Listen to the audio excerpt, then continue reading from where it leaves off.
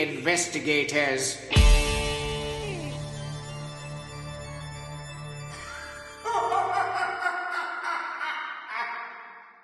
Welcome to the Boo-Foons Mystery Investigators. I'm Dan. And I'm Steve. And this week we are going to the Fens. And your homeland, is that right?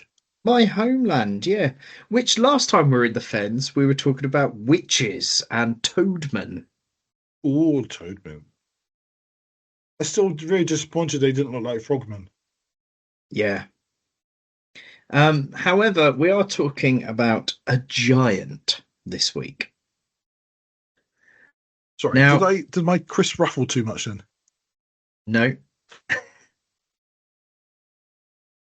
How about that time? Did they ruffle too much then? No, it must be noise cancelling. No, generally you might have noise cancelling because I didn't hear any.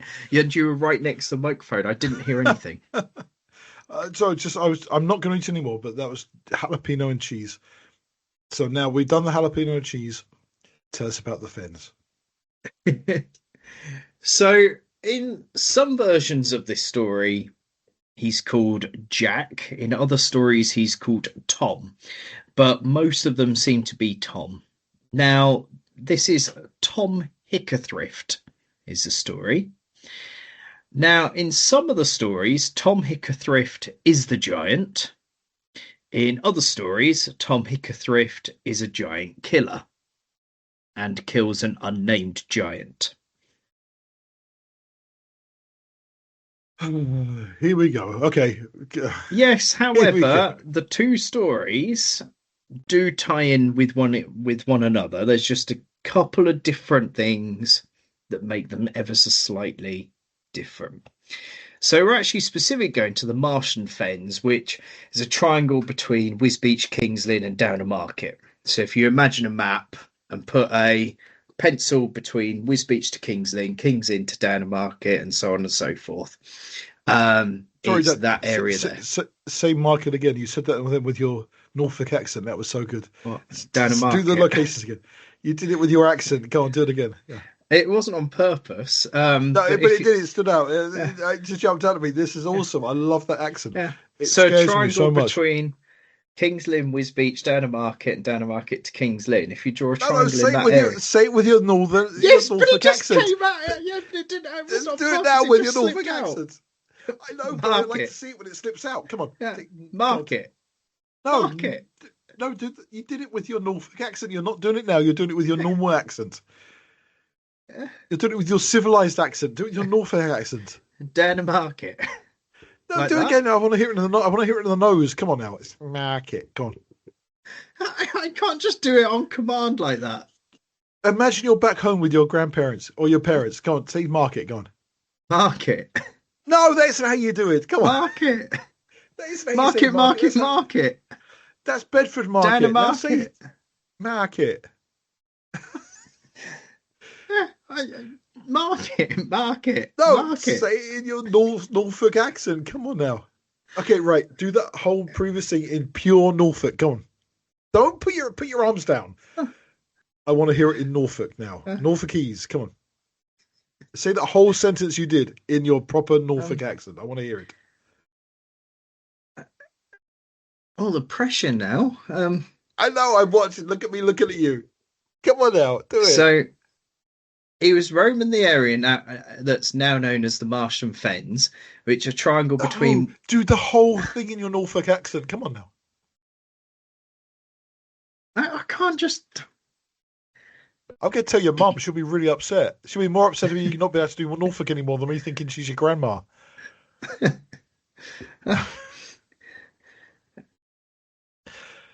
Dan's mum, he can't do Norfolk anymore. He's become too civilized. So Jack For the kids, he's just Jack Hickathrift is a legend of the Fens, roaming the area now known as Martian Fens, a triangle between Wisbech, King's Lynn, and Downham Market. That's awesome. There you go. I love that. That's right. brilliant. Happy Yeah, now? thanks, Dan. Downham Market. You do realise I'm probably going to cut all of that out, right? I don't care. I just had to hear it. It was just too good. I want to hear you do the whole podcast now in that accent. No. No, you have to. This is because next time you go into the pub and they offer you a free drink for doing the podcast, they're going to say, you don't sound like you're doing the podcast. Where's your market gone? Oh. Should we get back to Jack Hickathrift? Yes, Well, okay, let's Tom get back. Hickathrift.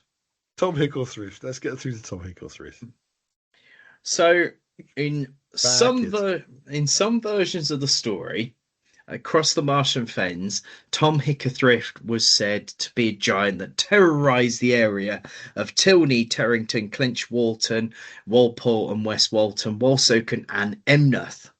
Now, in some stories, Tom Hickathrift is a giant. In other versions of the story, he's actually a giant killer that kills an unnamed giant. And this is how old this legend is. Some of the stories actually go right back to the Norman conquest of Britain. So this is a very old folklore story, so nearly 1,000 years old. So it's said that Tom lived in that area and seen as lazy and gluttonous. He was very tall, and it soon became apparent that he had the strength of 20 men. You're talking about me here, aren't you? Yes, we are. Gluttonous, extremely gluttonous, and a strength of 20 men. And his strength, so proof of his strength has been given as he carried 20 hundredweight of straw and a tree as if they weighed nothing. It's me again. He kicked a ball so far that nobody could find it. Bet the cows were really annoyed by that. Well, it's as in a ball, as in a football. Oh, a ball. Okay, that's definitely not me then. Not a bull, as in cattle. Okay. And he turned the tables on 4 men who tried to rob him. He eventually got a job carting beer. So this is him as a giant. He eventually got a job carting beer from King's Lynn to Wisbech, but the long journey would tire him. So one day, he cut across the land of the Wisbech giant. So this is Tom Hickathrift giant facing off against the Wisbech giant. The giant took this so badly that he fetched a club to beat Tom. But at this point, Tom took the axle tree and a cartwheel and fought the giant. So he's taken a tree and a cartwheel to fight with the giant. After the furious battle, hang on, I've just realised I've got. Sorry, I'm going to have to start that whole bit again. I've just don't do that again. No, I've read it incorrectly. But he's not a giant. So in that version of the story, he's not a giant. What I actually read in there is the fact he's not a giant, but he was a big bloke. He was like Jack Reacher. Yeah.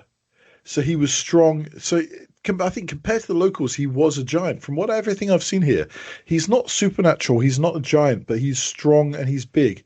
So unlike who's the other Jack the Giant Killer? Who's it in the Bible again? Remind me. Who beat the giant in that? David. Okay, yeah. So he's not like a David who was a puny little thing. He was actually just like a big bloke. I think what you're saying here is pretty right. He does appear to be an oversized, overstrong, individual who could do quite good things, with his strength. It wasn't just like one of these legends, which so many of them are, which is a small bloke, puny, weeny, who then defeats a giant. Now, this is somebody who could have actually held it on his own. He could beat, I was going to say, he could beat off many men, but then we're going back to the previous one. He could beat off many thieves or robbers, and he could carry stuff. He was strong. He was massive. It does say here he was a strong commoner. He was kind of like Hercules, who then went to slay a dragon. A giant. Sorry, not a dragon, a giant. So what you're saying is right. He was a giant. As far as people are concerned, he was bigger than usual. He was stronger than usual. He was a big, strong bloke who could do these things. He fought off thieves. He fought off robbers. He could carry stuff that most people couldn't do. But then he had to go against this giant. So what you're saying is actually right. You weren't saying this because the way you were looking at it, I think it was he wasn't a giant. But no, I think in compared to other Yes. people, he was a giant. He was big. He was strong. He could do these things. So you're right. No, carry on. What Yeah, were you doing? Don't. yeah, no, I thought I'd misread it, but yes, I've just seen that no, I hadn't misread it in that bit. No. So, but they're the stories of where that's the sort of story of him not necessarily being a giant, but being a giant killer was him killing the Mm. Wisbech giant in a battle.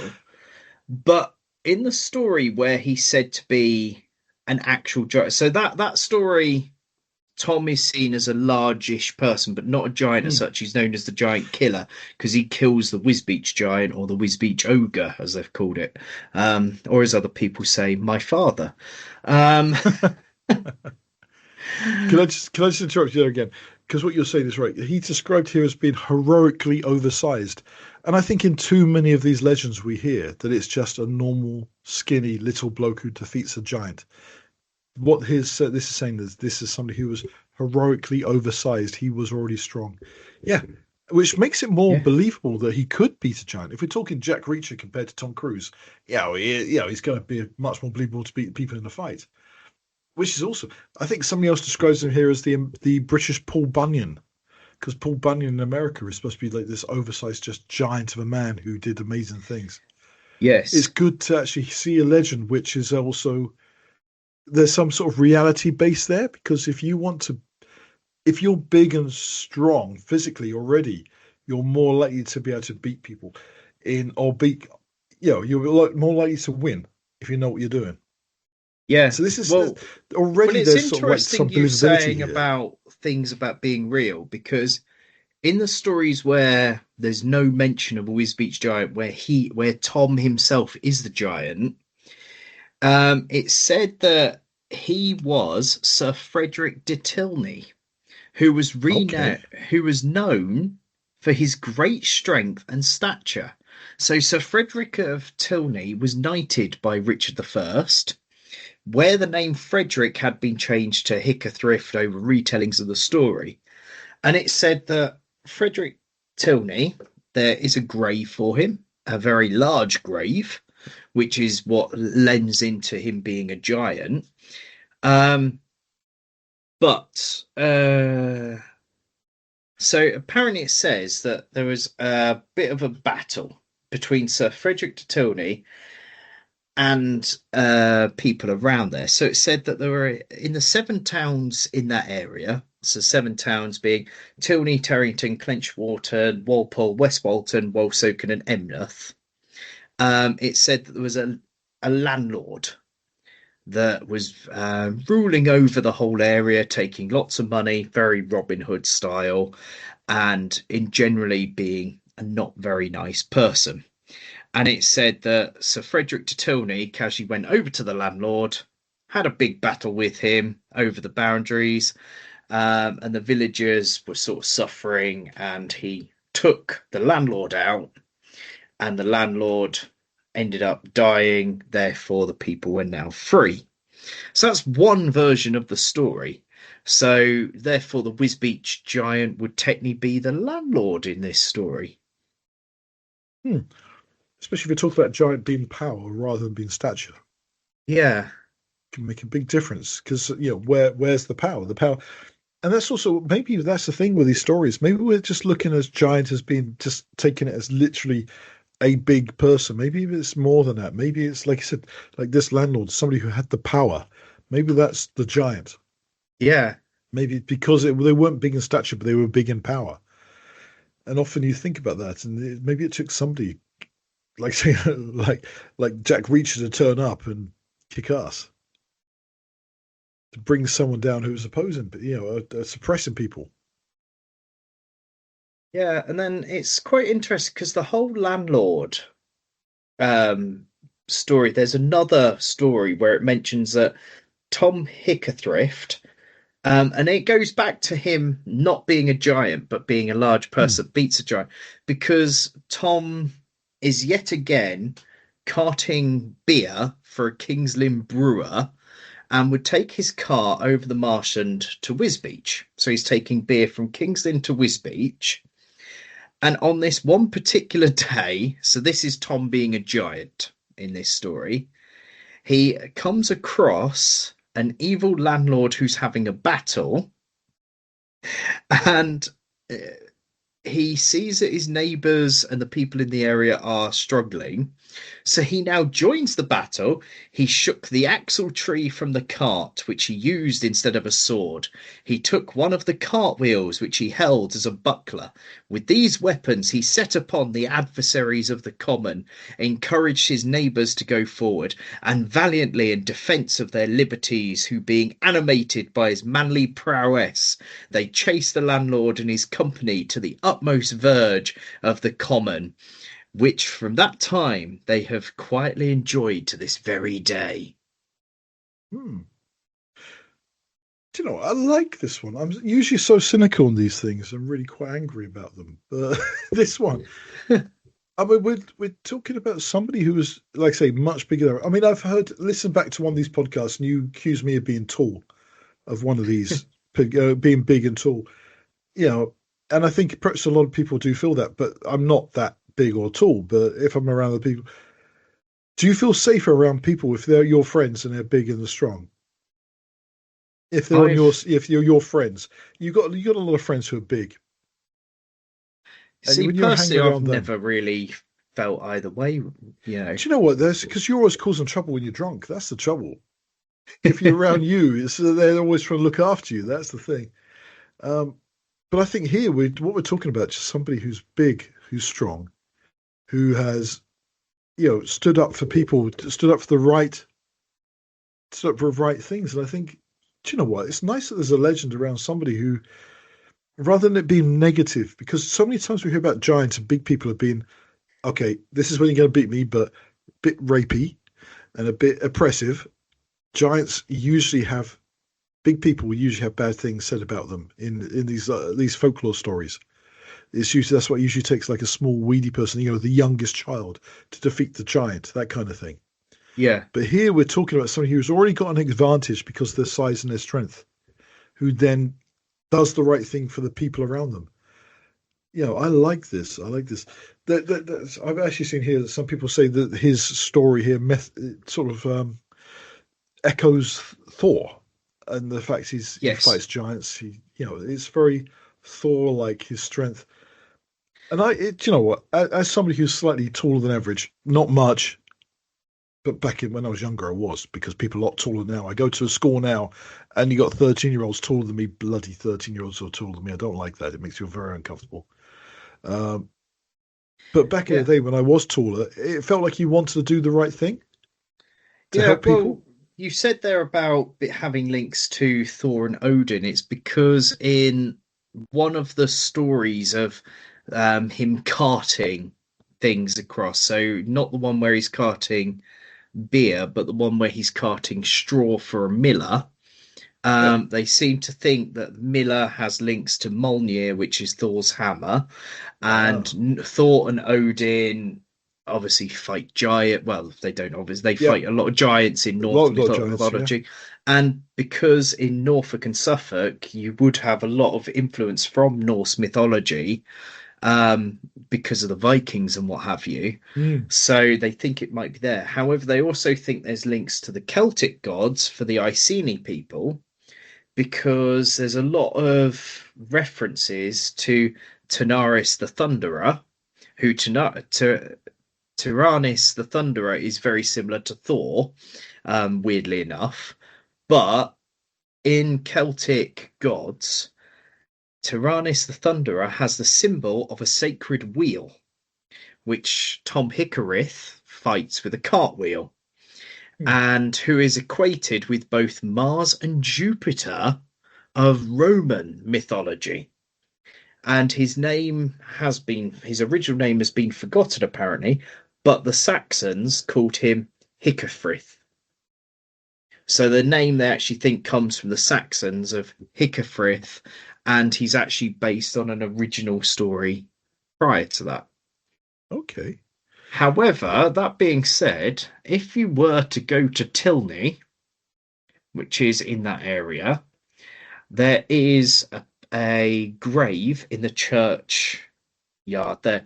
So this is the brilliant thing. So in if you go to Tilney churchyard, so All Saints Church in Tilney, In the wall of the church, there's a hole, and they claim that that hole is where Tom Hickathrift kicked the ball, and it went through the wall. Now, the other Is weird thing this about this church is the uh, bell tower is slightly away from the church building, and apparently Tom helped to build the church and had to move it to straighten it. And he's buried there. There's a monument located in the churchyard called Hickathrift's Candlestick, and it's an ancient cross which marks the grave of Tom Hickathrift. is this a larger than average grave? Did I read So somewhere they that there is a larger than average grave for him? that's the grave of Frederick de Tilney. Okay. Is the larger than average one, which links into one of the other stories of him. This Um, this church wasn't the Walpole St Peter Church. Have you seen that one? Walpole St Peter. Apparently, there's a big hole, a depression in the ground. yes, I've got the two confused. Yes, because Tilney, All Saints Church in Tilney is the one where he's said to be buried under Hickathrift Candlestick, which is an ancient cross, which they think that is the site where, in the story where Tom is not the giant, that's where Tom killed the giant in that area there. So the Walpole St Peter says here, there's where apparently he threw a cannonball to scare away the devil in the church yard. Oh, so this one we've now got a devil appearing. Mm. And he threw a cannonball, which has left a dent in the ground, which scared away the devil. Do you know what? Okay, I'm not going to say I'm any bigger or stronger than anyone else, but a few years ago, friends came round.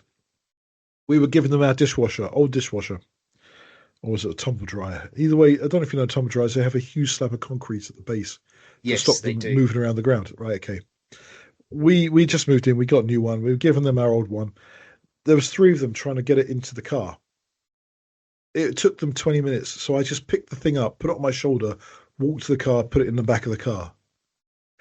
I'm only about a few inches, 6 inches taller than them, 5 inches taller than them, not much taller, but and this describes me as well, gluttonous and strong. That's me. You know me. I Yes. would eat.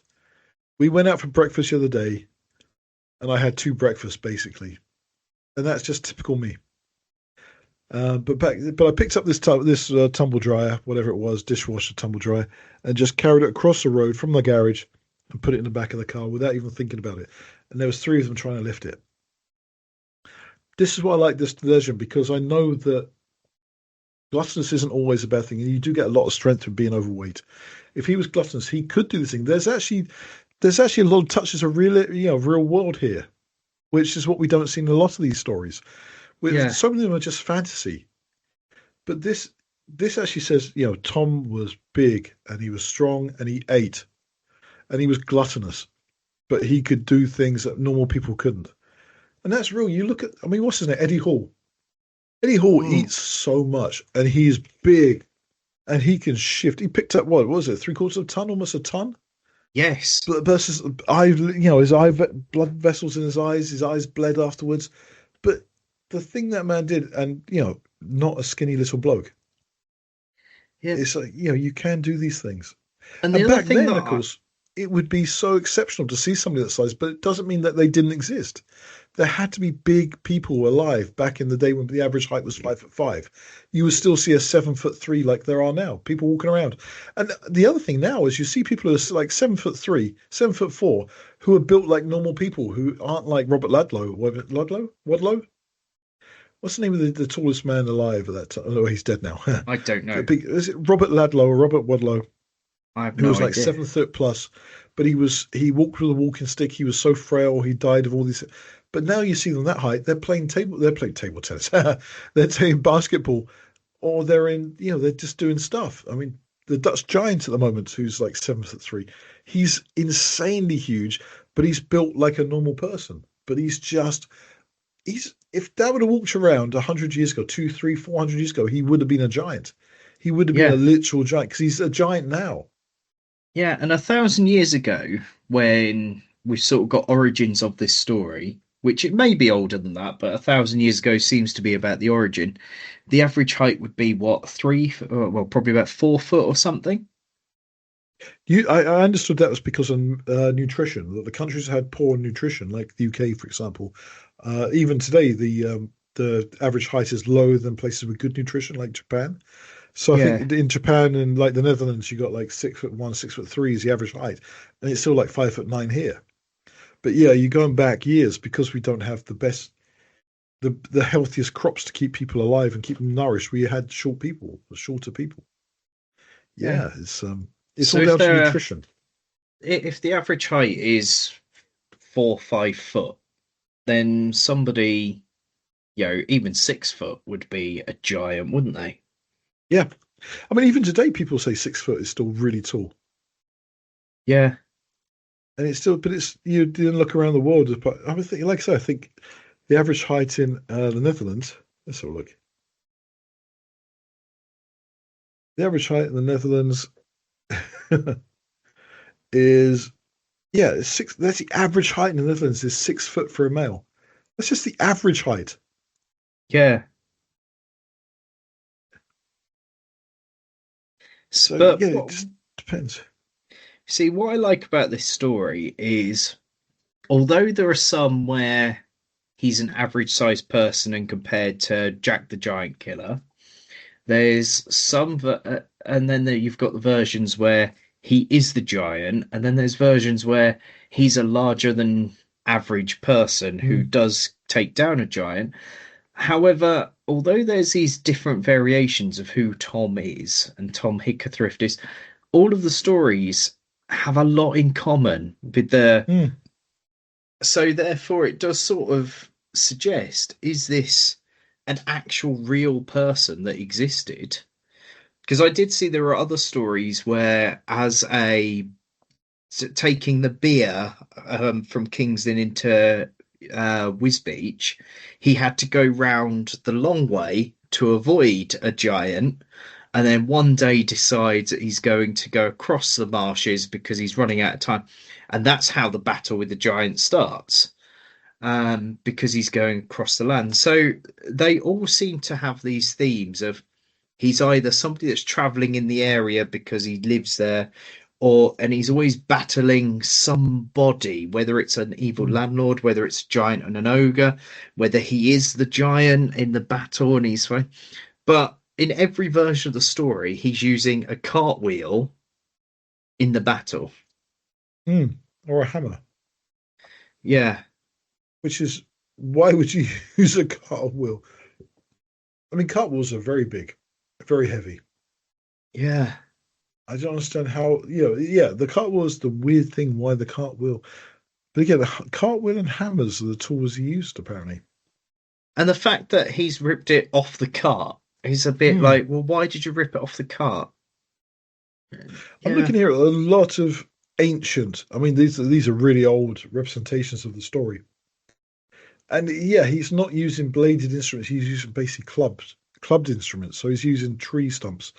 yeah, Like say bits. It isn't actually showing the whole. It's showing one of the what they call the part that's from the with the cartwheel. What joins the center to the actual wheel itself? Axel, Not the axle. No, the other part that's actually the beam of wood that goes from the axle to the actual wheel of the outside of the wheel. spoke. The spoke. That's it. He's using giant spokes to beat basically this poor giant to death. So I'm looking at there's multiple pictures here. They're like really ancient. He's either using axes, pickaxes, or giant spokes or trees to beat up giants. And there's one here, really ancient one. I don't know how old it is, but it looks like he's actually holding the cartwheel as a shield. Yes. So there's definitely something there, isn't it? But this is the thing. He looks like whatever legend it is, he didn't go out there intentionally to attack or kill. So he didn't take a weapon with him. He just used what he had with him as a defense, which makes me again think this is something more based in reality, where he didn't go out there looking for trouble.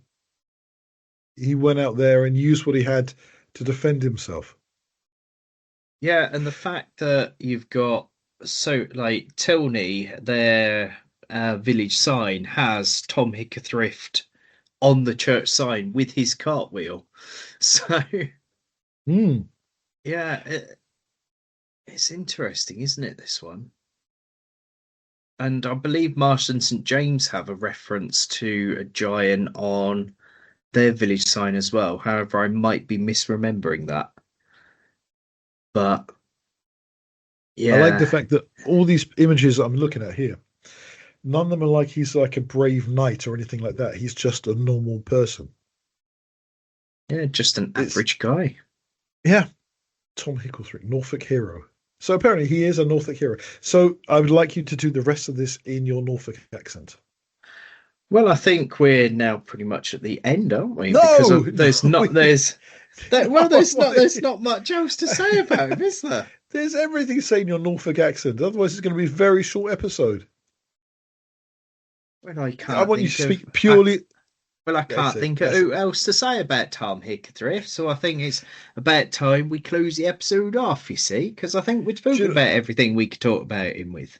do you know this? This is what the world is missing. It's missing Jack Reacher, starring Ian Richardson with that accent. That's what we're missing. That's what the world is missing today. I want to Well, see a Norfolk-based Jack Reacher. Jack Reacher. Sorry, that's what I want to see. I want to see going to be. um, yeah, but no, it is. I like this one. I like this one. And the fact is, it's not too far-fetched. People saw no, the guy as a giant already, and all he had to do was beat somebody up who's either bigger or stronger. And it sounds like if even if it's a landlord or an actual giant, it could have been done because this was somebody that if let's say you are the big strong person, you've got the the people and the money behind you to protect you to get as much money as you can. You think you're untouchable. Then suddenly this guy walks up who's 6 inches, 8 inches taller than the average person, twice the size, and beats you up and he kills you because you end up fighting. It's he would be a giant who slayed a giant. So yeah, I literally can't be. This is for the first time in a long time where I feel like I can't say this is just rubbish. yeah. But that's what I quite like about this one because a lot of the folklore type stories we've looked at, you sort of go, somebody has definitely made this one up Yeah, entirely. This one is just completely and utterly bonkers.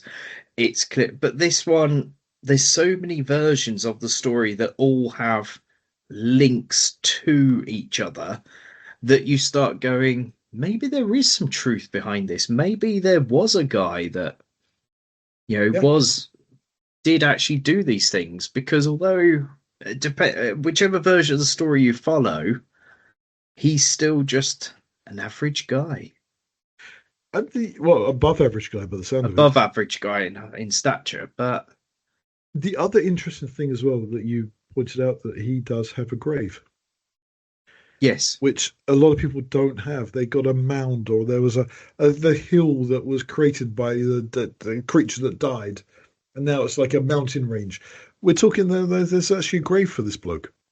yeah, This is so this is something that's not just carried across from legend, but also there's a physical trail now. It would be really interesting to actually go to that church and to see the grave. maybe we need to get all in black, get some shovels, dig the grave up, and actually see, does it actually have giant bones in it? So can we ask advice if there? I know we don't have many listeners, but are there any listeners out there who can recommend how to dig up a body? Let's There just, may not be much there. yeah, There let's might. just see if there's a giant skeleton under the ground. Hmm, Let's go for it. let's go for it. Which church you say it was? Tilney, Tell me. Right. See you All there next Saints weekend. Church in Tilney. Yeah, we can have a look at his Right. grave. Yeah. Let's Well, we know what we're doing next weekend. Yeah. But the thing with the grave that I quite like is it's an ancient cross that may have actually been there before the church was built. it's funny. We were talking. I was listening back to the episode the other day when we went round to the pubs of Cornwall, and the things we saw laying around, which are hundreds, if not thousands, of years old, which people, Celtic crosses, graves, tombs, Neolithic tombs. Yes. It's There's so much there still from our history, from our past that we're not sure about. Yeah.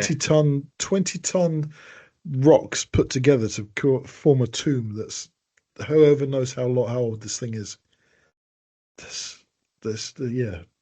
I'm glad there's still things laying around which causes us to think and actually think we can see it, we can go touch it, and it's just like this is weird. This isn't just the modern era, which we've all been. Everything is now mobile phones and TVs, but we go into a field somewhere and we can actually see a building that's thousands of years old, or Yes. stone circles, or crosses which have been sitting there in a town centre for no one knows how long, just weathered away. Yeah.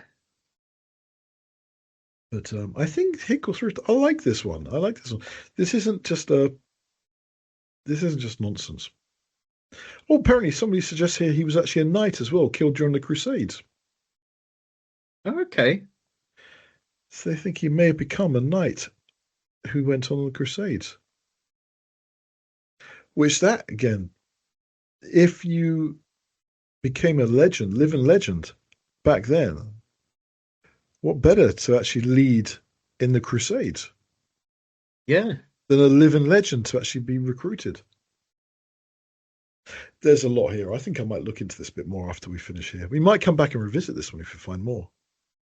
Because Yeah. I feel that there's more here than just a story.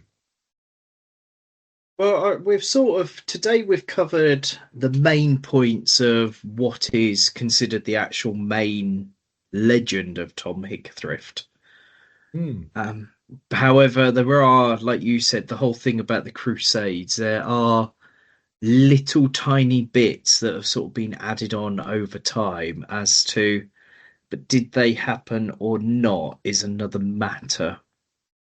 And are Which they? sort of Is what? it actually like? Is it actually the same person, or is it a different legend that's molded into it? Because a lot of so we've discussed the main story of him. However, I did find there are some things that I did see the Crusade bit, and I did Yeah. see, but there's only one or two sources that suggest that bit of the story. Whereas Hmm. today we've sort of covered where there's most amount of sources pointing towards this legend.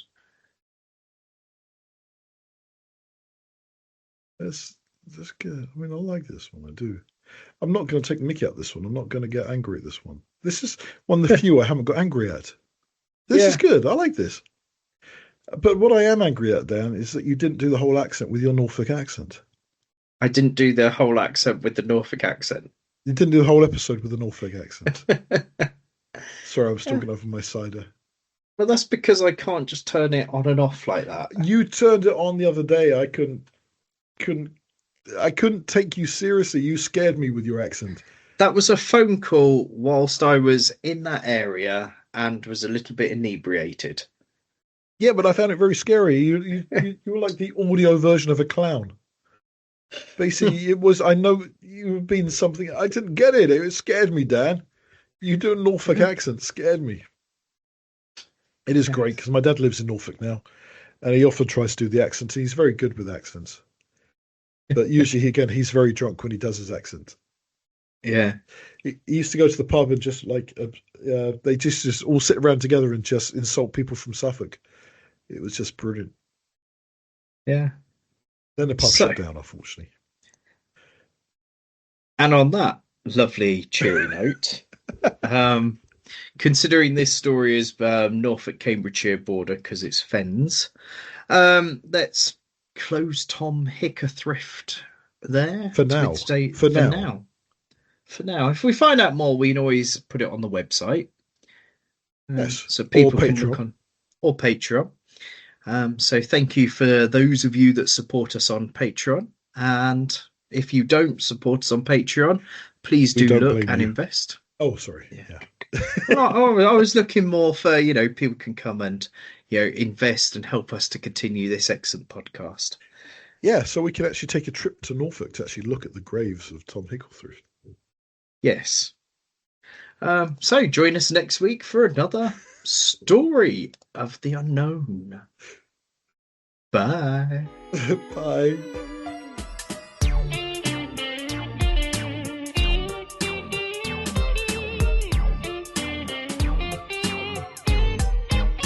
Boo-Foons, mystery investigators.